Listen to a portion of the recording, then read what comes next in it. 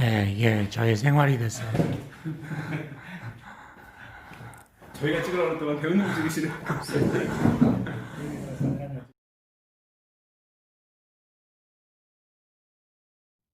임낙교 목사님이 시골교회 이야기라는 책도 쓰고 뭐 어디 봐도 농부지 목사님처럼 안 생긴 기인 중에 기인이시죠. 그분하고 이제 하룻밤 거기 가서 하룻밤을 자는데 드는 생각이 예수님 얘기도 있구나. 가난 농부라고 김은기 장로님 영화를 만드는데 거기에 그 맨발의 선자라는 이은표 선생님이 한 2년 정도 신세를 져요. 김은기 장로님의. 사실 그 많은 사람 몰라요. 제가 동성원에서도 그 말씀 드렸는데 모르시더라고요. 하여튼 그 영적 대가들은 다 통해요. 이 보게 되면.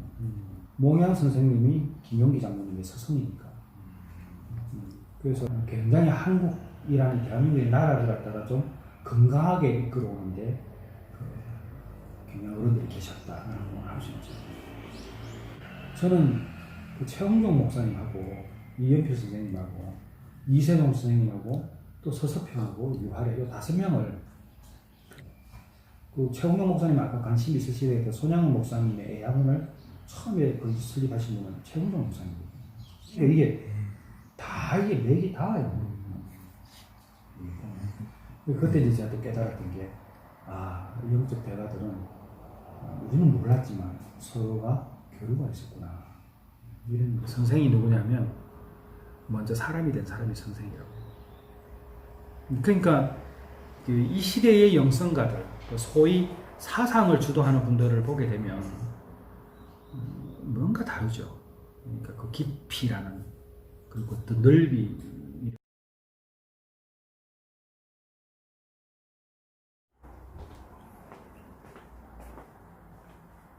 요번에 찍은 거요? 앞부분만 좀 보여드릴게요. 이게 제목이 부활이에요. 부활. 지금 안 됩니다. 네, 여기까지.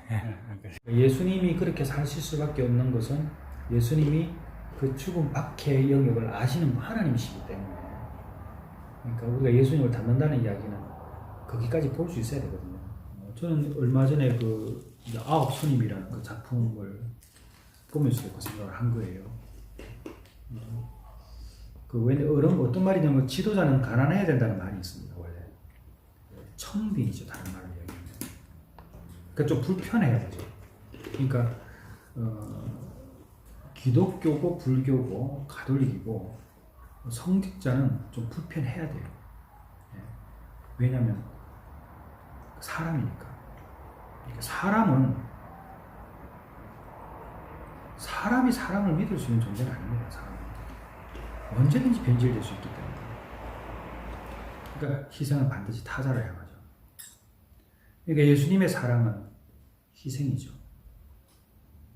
그러니까 이게 단순한 것 같아도 여기 기독교 틀 안에서 이해되지 않으면 안 된다. 그지? 뭐 불교는 모르겠어요. 제가 그 깊이까지 못 들어가 본 사람이니까.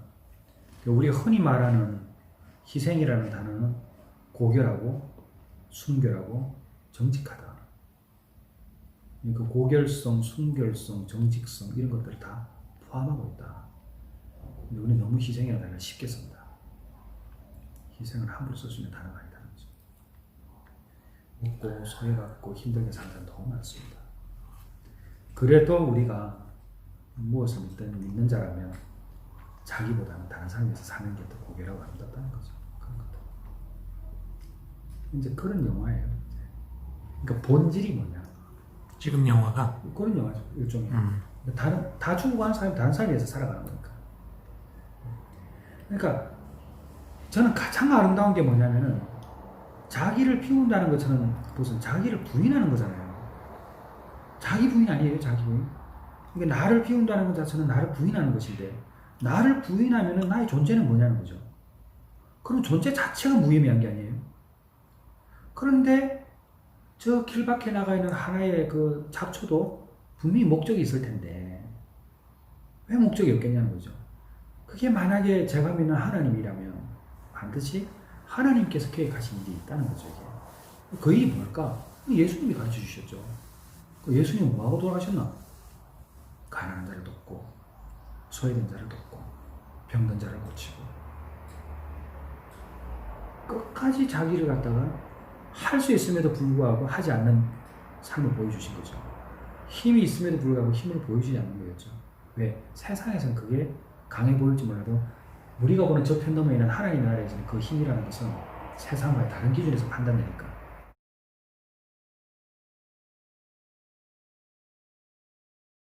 근데 나와 관계없는 사람들과의 그 대화가 이게 너무 좋구나. 그러니까 알면 우리가 뭘 얼마나 알겠다고 그 엄청난 이곳을. 그러니까 사람이 뭘 안다 하겠어요. 우리가 배워주는 거는 지극히 짧은 1페이지도 못 넘기는 게 사람인데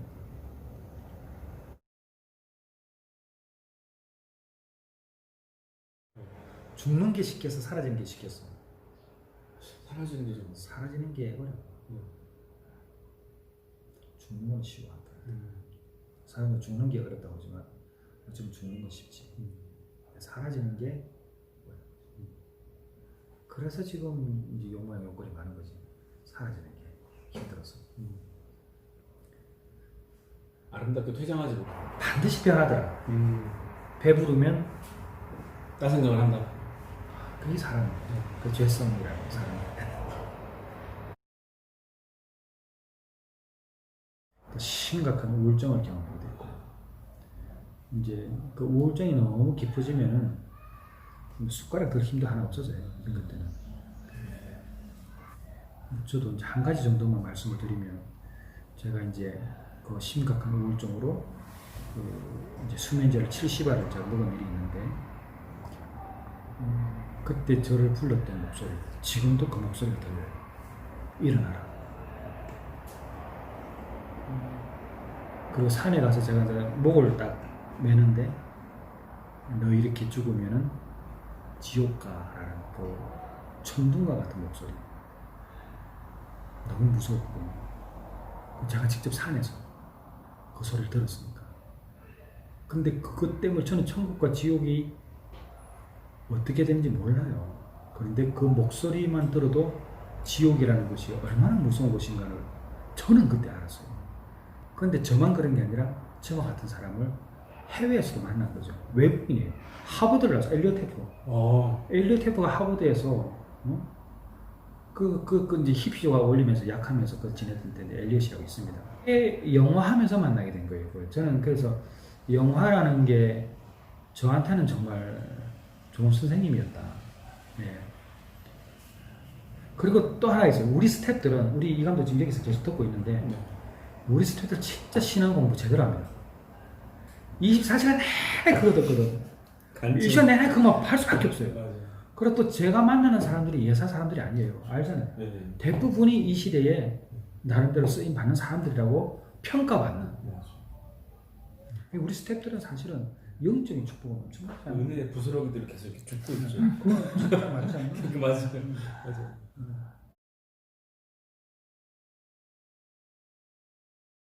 사진 가면 감동적으로 보신 분들이라면 아마 이 사실이 되게 눈에 이렇게 들어오실 거예요. 주인공들이신. 이게 피그미족이거든. 냉쟁이들 그 원주민들 피그미족이거든. 근데 여기 이제 말라리아 걸리기 전에 그때 감독님이 감독님이 말라리아 걸리셨구나. 예, 말라리아 걸렸었어요.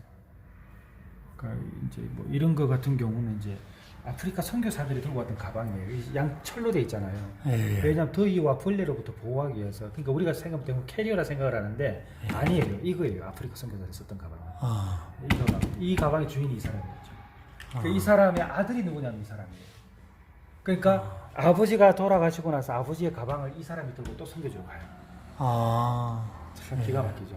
이 사람의 가방이 이제 어디 있었냐? 은퇴한 다음에 호주 애들레이드에 가니까 이 가방 창고에 있더라고. 당신이 얼마나 기억나는지 아냐? 그때부터 잘 보관하더라고. 그러니까 이제 헬렌 로즈비어가 여기 있고, 헬렌 로즈비어 제자가 이제 망가디만데 의사예요. 현지인인데. 근데 이 사람이 저한테 편지를 주더라고. 좀 전달해 주라고. 나중에 은퇴하고 간다. 이런 이야기들이 전부 다 영화 외적으로 이제 다 있어요. 그러니까 한 선교사가 캠브리지 의대 나와가지고 그 의사가 헌신해서 이 아프리카 이곳에 가서 다 이렇게 병원을 설립하고 이 가난하고 소외된 자들을 위해서 고쳐주면서 가르치면서 예수를 믿게 한 거죠. 이게 다 그 흔적이에요. 다 흔적. 그러니까 이게 정말 얼마나 기가 찹니까?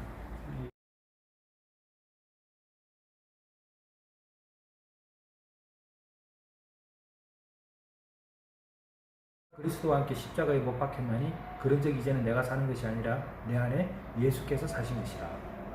그러니까 내가 죽고 예수가 산다는 말은 고린도 후서에도 그런 말씀이 있거든요.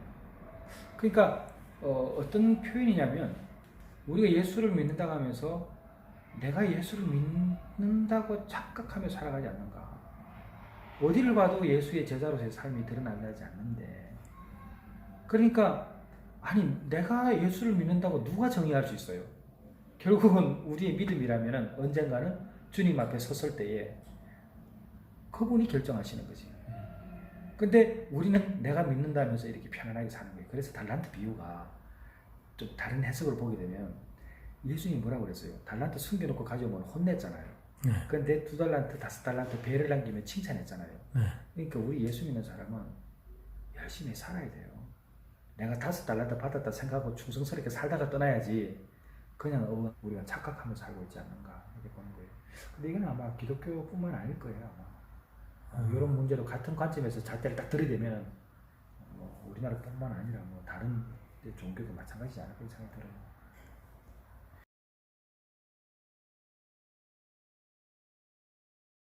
제가 도와줘야 되겠다 생각이 들어서 약간 옆에서 거들었어요.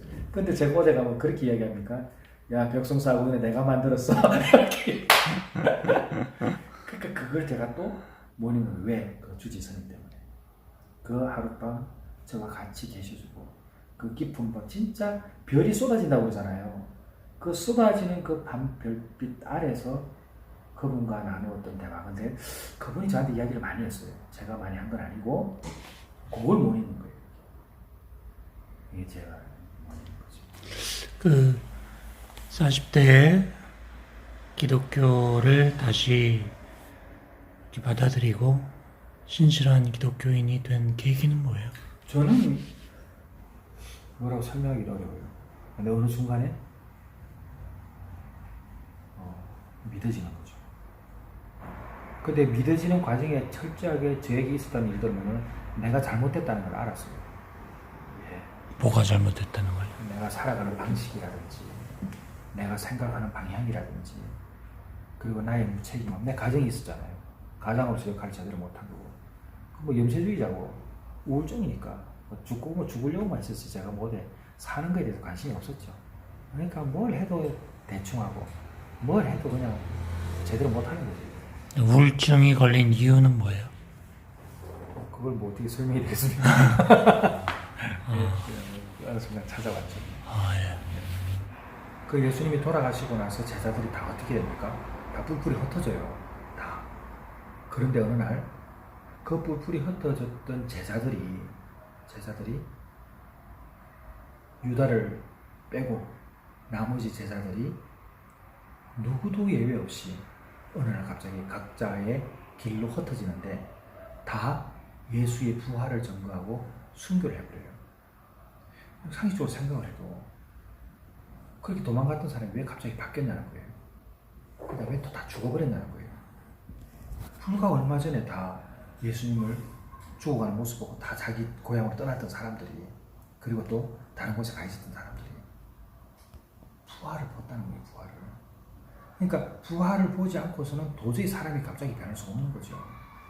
그리고 나서 이 사람들이 다 각각 흩어져서 삶을 사는데 어떤 삶을 사느냐?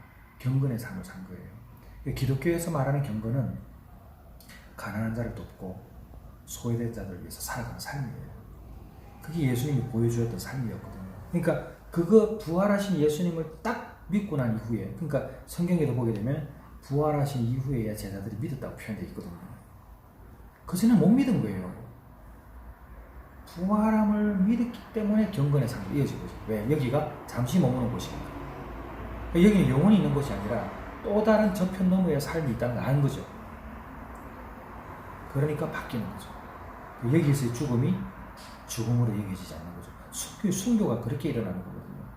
순교라는 것이 죽음의 유혹과 배교를 강요당하는 순간에도 예수와 복음을 위하여 기꺼이 죽음을 선택하고 죽임을 당하는 거거든요.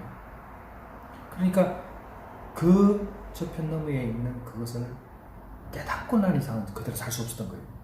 그래서 아까 말한 불교에서 말하는 그 보시라고 했나요? 보시. 같은 맥락이라고 하기보다는 비슷하겠죠. 이게 기독교가 그 경건의 삶, 이제 초대교회 살아낸 삶이에요. 그래서 로마가 왜 핍박을 합니까? 로마 사람들이 크리스찬들을. 이유가 다 있거든요. 왜냐하면 그때 로마 시대에 그 로마 사람들은 다 퇴폐했다고 우리가 이미 역사적인 기록을 통해서 알 수 있었잖아요. 근데 그때 기독교인은 공동체 생활을 했습니다. 그때 초기 기독교인들이 대부분 부활을 받거나 바로 옆에서 경험했던 사람들을 통해서 들었던 사람들이었기 때문에 그들의 삶이 다음 저편 너머에서 삶을 아는 사람이기 때문에 여기에 큰 의미를 두지 않았어요. 그러니까 나누고 공동체 생활을 한 거죠. 그러니까 지배계층의 입장에서 봤을 때는 다른 삶을 살아가니까 문제가 되잖아요. 그거 핍박한 거죠. 그 핍박하니까 다 어디로 갔어요? 카타콤으로 들어간 거 아니에요. 초기 기독교가 그랬습니다. 그래서 기독교에서 말하는 공동체 지향을 한다는 이야기는 그 초대교회의 모형을 따라간다는 이야기거든요. 근데 이게 바로 따라가느냐 안 따라가느냐 이건 저는 제가 알 수 있는 영역은 아니고 그게 그 말입니다. 이제.